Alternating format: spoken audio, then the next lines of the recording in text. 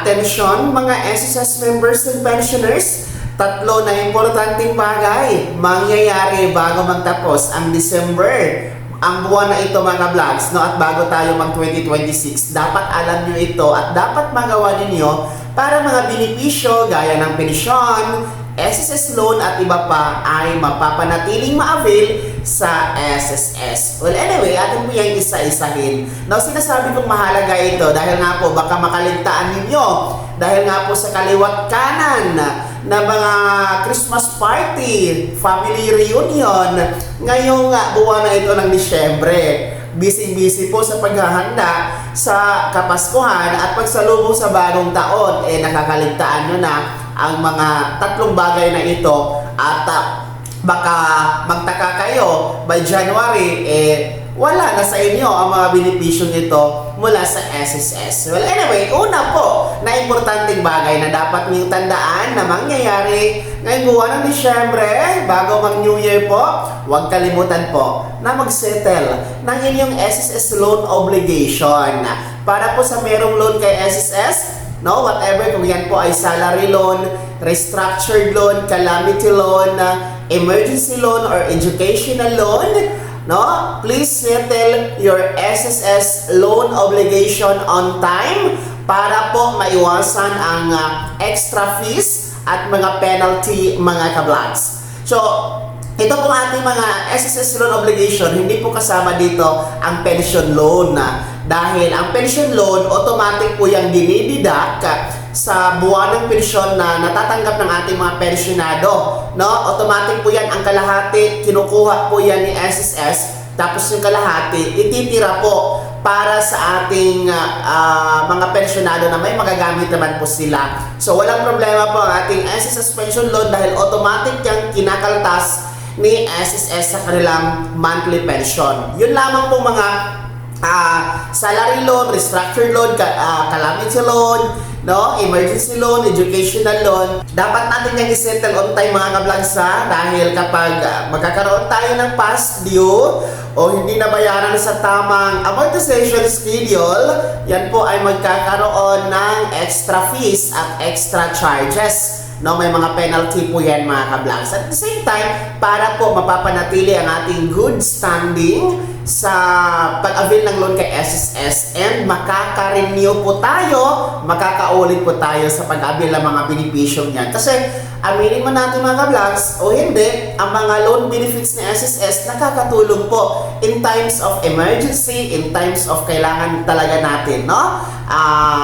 Pwede tayo mag-avail ng mga iba't ibang SSS loan benefits. So yan po ang pinakaunang mahalagang bagay na dapat niyong tandaan. Mangyayari po yan bago bagong taon. Pangalawa po, importanteng bagay din po ito, bago kayo mag-settle ng inyong SSS loan obligation, no, yung unang pinag-usapan natin, bago kayo magbayad ng inyong mga loan obligation, please, huwag niyong kalimutan na mag-generate ng inyong payment reference number or PRN. Yan po ay kailangan sa pagbabayad ng ating mga loan obligation, contributions, no? Yan po ay hinahanap sa mga cashiers at iba pang mga payment partners ni SSS, no? Hinahanapan tayo ng payment reference number or PRN sa pagbabayad ng ating mga loan of SSS obligation, gaya ng contribution o loan mga kablags. Para po sa pag-generate ng PRN,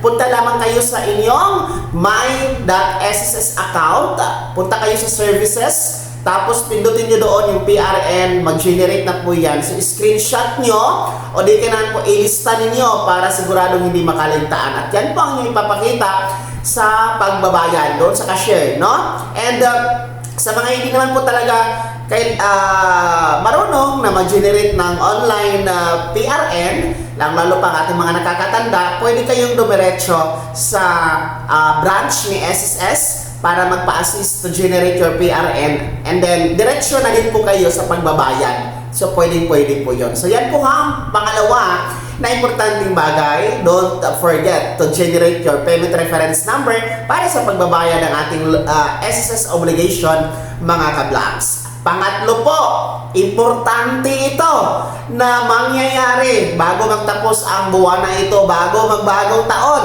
Ito po ang ating pag-comply ng Annual Confirmation of Pensioners or SSS AKOP.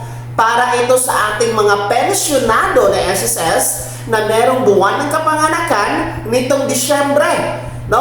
Ano man ang petsa from December 1 hanggang December 31, no? And then ang edad nyo po ay nasa 80 pataas. Kayo po ay required na mag-comply ng AKOP. Dito ka man sa Pilipinas o nasa abroad, retiree pensioners, total disability pensioners, or survivor pensioners ka man, kayo po ay inaatasan ng SSS Circular Number 2023-013 na mag-comply ng AKOP tuwing birth month, no? Para sa ating mga 80 years old pataas. Yung mga 79 years old pataas, hindi na po kailangan na mag-comply ng AKOP kahit po birth month nyo ngayong Disyembre. So, sugod na po sa pinakamalapit na SSS branch sa inyong lugar to comply your AKOP dahil nako po, ilang araw na lang po ang nalalabi para po sa working days ni SSS ngayong Disyembre bago mag-2026 sapagkat napakaraming holidays. Long weekend po ang magaganap by next week, no? Dahil nga po sa Kapaskuhan at bagong taon, nako, limitado na lamang po ang SSS branch na magbubukas. Kaya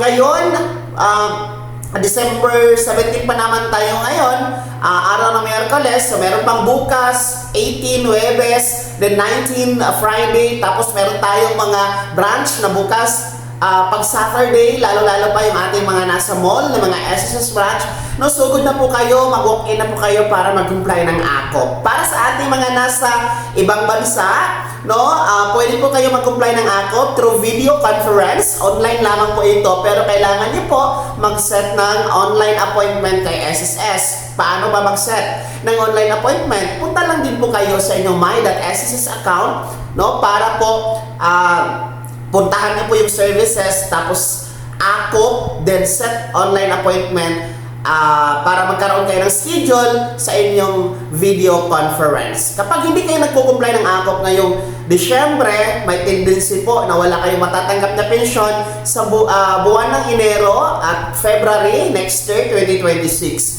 No? So, please comply your AKOP mga ka-vlogs, mga pensyonado. Uulitin ko, ngayon pa lang, huwag na kayo mag-antay sa December 29, no? Kasi December 29 ang pinaka-last working day ni SSS bago magbagong taon, no? So, ngayon pa lang, agahan nyo na ang pag-comply ng AKOP para siguradong hindi mapuputol at tuloy-tuloy ang inyong pensyon, mga pensyonado. At yan po mga ka-vlogs, ang tatlo po na importanteng bagay na mangyayari bago magtapos ang buwan na ito ng Disyembre at bago mag-2026. Kaya tandaan nyo ang mga yan, no? Para sigurado pong happy ang ating bagong taon 2026. Maraming salamat sa panonood. God bless us all. Mag-ingat po tayo mga ka-vlogs.